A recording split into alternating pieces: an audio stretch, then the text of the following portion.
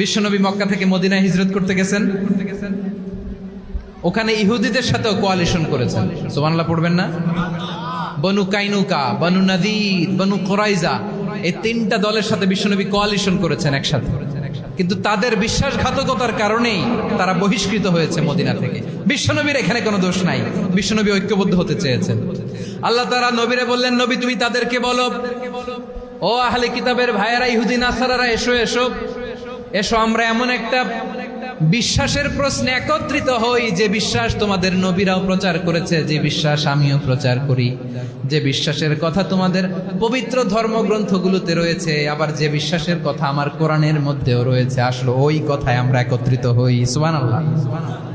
তাহলে ভিন্ন ধর্মী তাদের সাথে যখন আমরা ঐক্য করব, কিসের উপর ঐক্য?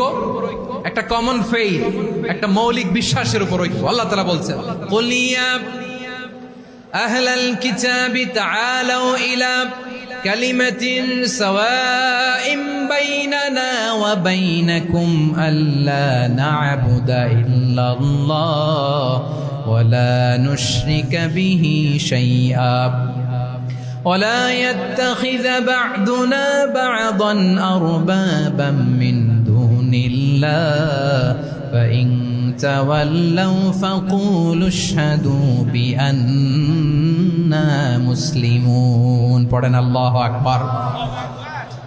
রব্বুল আলামিন বিশ্বনবীকে ডেকে বললেন, নবী তোমার প্রতিবেশী ইহুদিদেরকে ডেকে বলো, তাআলাউ ইলা কালিমাতিন সাওয়াইন বাইনানা ওয়া বাইনাকুম, ও ইহুদিরা আসো, এক টেবিলে বসি, আসো এমন একটা কথার উপরে আমরা সবাই একমত হয়ে যাই, যেই কথা তোমরাও মানো আমরাও মানি, সেটা হচ্ছে আল্লাহ ছাড়া আমরা কারো ইবাদত করব না, আমরা সবাই মিলে ইবাদত করি একজনের, তিনি কে?